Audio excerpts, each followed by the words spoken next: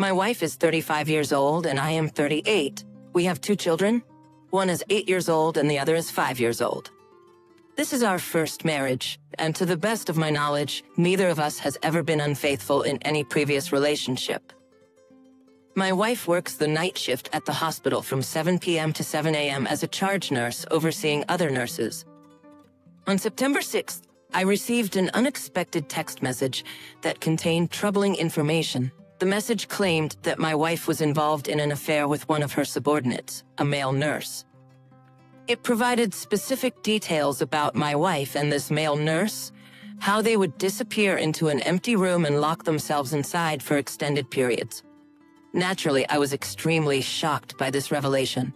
While it could have been a prank, I had a strong gut feeling that the message came from someone who had been observing the affair for some time and felt compelled to bring it to light. The first thing I did was find out about the other man whose name was mentioned in the text message. He turned out to be a 25-year-old single male nurse who worked under my wife at the hospital. Our sex life wasn't very active due to her busy schedule, but we made the most of any opportunity we had. I had become accustomed to this routine ever since we had our children, and I wouldn't have suspected my wife of infidelity if I hadn't received that text message. It then made sense to me why my wife always took extra shifts and consistently worked 60 hours, 7 days a week. I managed to look through her phone and confirm the affair by reading her text messages. They were in constant communication even during work hours, discussing the available rooms where they could spend time together. The affair had been happening for about 5 months, and when I discovered this, it was incredibly devastating because I had placed my complete trust in her. I've always been the type of person who trusts completely, and I wonder if I could ever trust in a relationship again after what happened with my wife. It took 48 hours to gather all the information, confirm the details, and calm my temper. I wanted to approach the situation rationally. I waited for when my wife returned from work and the kids were already off to school. During my lunch break, I came home knowing she was still asleep. I woke her up and immediately confronted her with the name of her coworker and the information about their encounters in empty hospital rooms, which I learned from the text messages. I bombarded her with questions based on facts and caught her off guard and half asleep. She admitted to everything before she was fully awake. By the time she was fully awake, she tried to backtrack on her admissions, but it was too late. It was too late because I had recorded everything. She cried and repeatedly expressed her desire to make our marriage work. I love my wife and I want our relationship to work, but I am struggling with the idea of forgiveness. One of the reasons it's hard for me is that if it had been a one-time mistake, I might have been able to see a way forward. However, the text messages and her admissions confirmed that the affair had been going on for 5 months, with them having intimate encounters every day. She claims it was just physical, and that the other person doesn't mean more to her than that, especially considering he's a decade younger than her. I am feeling lost about how to proceed here. She admitted that if I hadn't confronted her, she wouldn't have come clean about the affair. It's only been 3 days since I found out about this, and it's still fresh in my mind. I'm not thinking clearly right now, and I am unsure how many people at her workplace were aware of this, but I am certainly not the only one who knew. As someone at her job had informed me, he's a single guy, and she also admitted that their involvement wasn't confined to the hospital. They had extra encounters at his house as well. When she realized I knew everything, she provided quite a bit of details about the affair. She expressed a sense of relief that everything was out in the open, which might be a positive sign that she's not hiding anything else. She even suggested that we seek marriage counseling as a way to salvage our relationship. Now faced with the dilemma of how to coexist with her while we attempt to work through this, should I ask her to leave?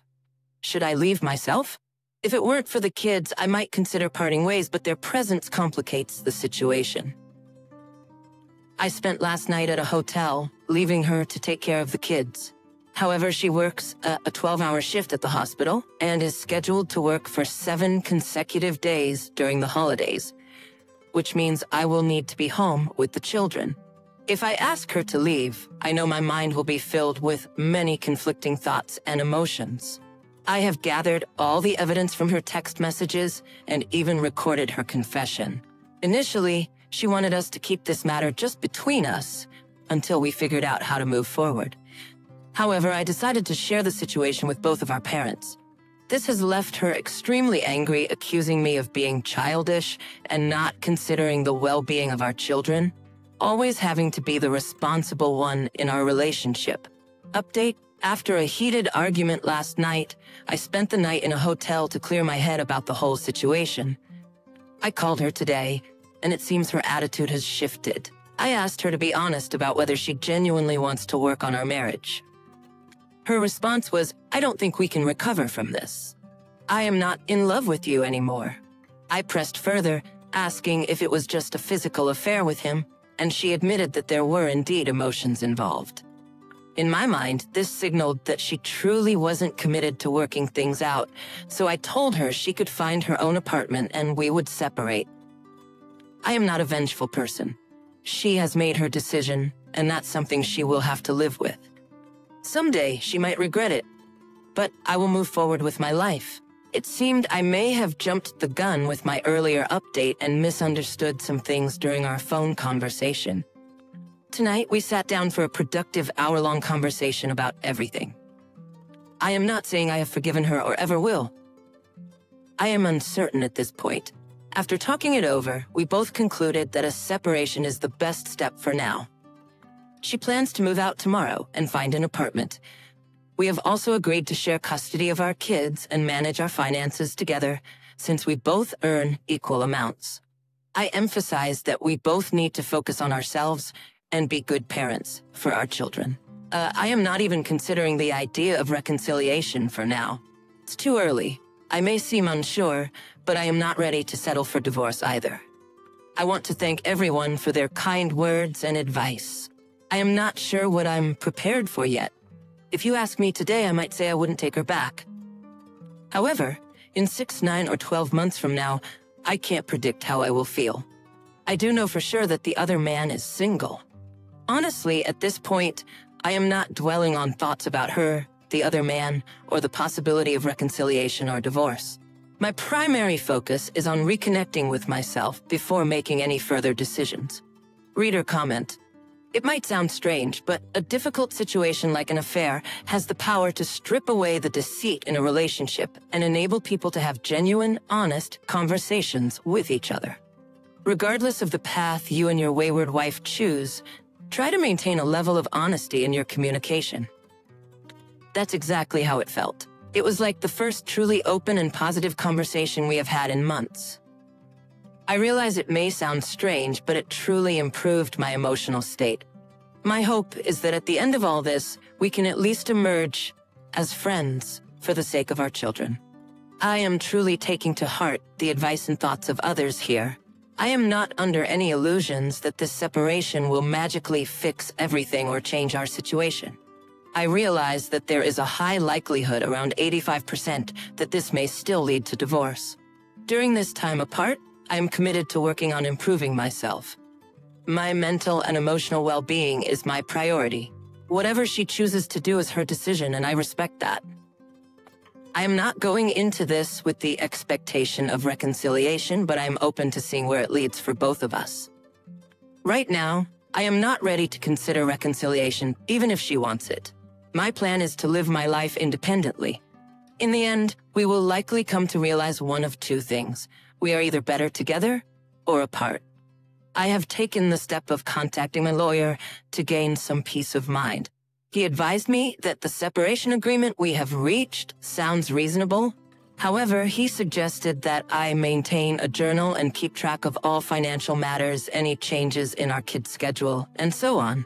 He explained that unfortunately, we live in a no-fault divorce state, so the affair doesn't carry much weight in divorce proceedings. I'm preparing myself for the possibility of divorce, whether it happens or not. I don't want to jeopardize her job, as I want her to continue earning an income equal to mine in case our marriage does end in divorce. You guys weren't kidding when you described this as a roller coaster ride. It's quite something how, as the initial shock of the deception starts to fade, you gain a clearer perspective on the situation. I am now asking myself, what exactly am I trying to save here? What we once had is gone, and even if we were to reconcile, it could never be the same again. I don't want to be in a relationship where I have to constantly monitor, worry, and live in fear. I'm going to get everything organized and plan to have a conversation with her after the holidays to divide our finances and begin outlining a plan for divorce. However, I intend to keep this process civil, especially for the sake of the kids. I feel the need to distance myself completely, both financially and emotionally, if I'm going to rebuild a better life. She has made her choice about the life she wants, and I have to accept that. But I won't just sit around and wait for something that, in my view, has already ended. Today is going to be a tough day for me. We are meeting for lunch with our 2 boys, aged 5 and 8, to explain that Mommy and Daddy are going to live separately. Keeping my composure won't be easy, but I believe it's essential to present a united front, so our sons understand that even though we won't live together, we are still a family. Some family and friends think I'm being too kind to her during all of this, and that she should suffer as I am. But I see it differently.